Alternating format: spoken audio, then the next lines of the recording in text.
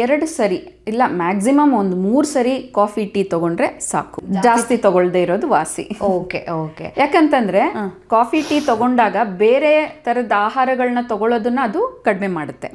So ಅದ್ರ ಬದಲಿಗೆ ನಾವು ಬೇರೆ ಹಣ್ಣಿನ ಜ್ಯೂಸ್ ತಗೊಳ್ಳೋದೇ ಆಗಿರ್ಬೋದು, ಇಲ್ಲ ಎಳ್ನೀರು, ಮಜ್ಜಿಗೆ ಈ ತರದನ್ನೆಲ್ಲ ಕುಡಿಬೋದಲ್ವಾ. ಅದು ಒಳ್ಳೆ ತರ ಪೌಷ್ಟಿಕಾಂಶ ಕೊಡುತ್ತೆ ಬಾಡಿಗೆ.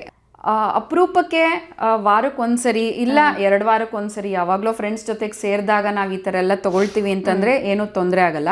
ಬಟ್ ಬಿಂಜ್ ಈಟಿಂಗ್ ಮಾಡಬಾರ್ದು. ಬಿಂಜ್ ಈಟಿಂಗ್ ಅಂದ್ರೆ ಬೆಳಗ್ಗೆಯಿಂದ ಸಂಜೆ ತನಕ ನೀವು ಆಚೆ ಇರ್ತೀರಿ, ಅಂತ ಟೈಮ್ನಲ್ಲೆಲ್ಲ ಬೆಳಗ್ಗೆಯಿಂದ ಸಂಜೆ ತನಕ ಅಷ್ಟು ಆಹಾರಗಳು ಬರೀ ಈ ಥರದ್ದು ಎಣ್ಣೆಲಿ ಜಾಸ್ತಿ ಮಾಡಿರೋವಂಥದ್ದೇ ಆಗಿರಲಿ, ಅಥವಾ ಜಾಸ್ತಿ ಹೆಚ್ಚಾಗಿ ಸ್ವೀಟ್ಸು ಅಥವಾ ಕಾರ್ಬೋಹೈಡ್ರೇಟ್ಸ್ ಜಾಸ್ತಿ ಇರೋಂಥ ಆಹಾರ ಬೆಳಗಿನ ಸಂಜೆ ತನಕ ಬರೀ ಆ ಥರದ್ದನ್ನೇ ದಿನನಿತ್ಯ ಪೂರ್ತಿ ತಗೊಳ್ಳೋವಂಥದ್ದು ಒಳ್ಳೇದಲ್ಲ.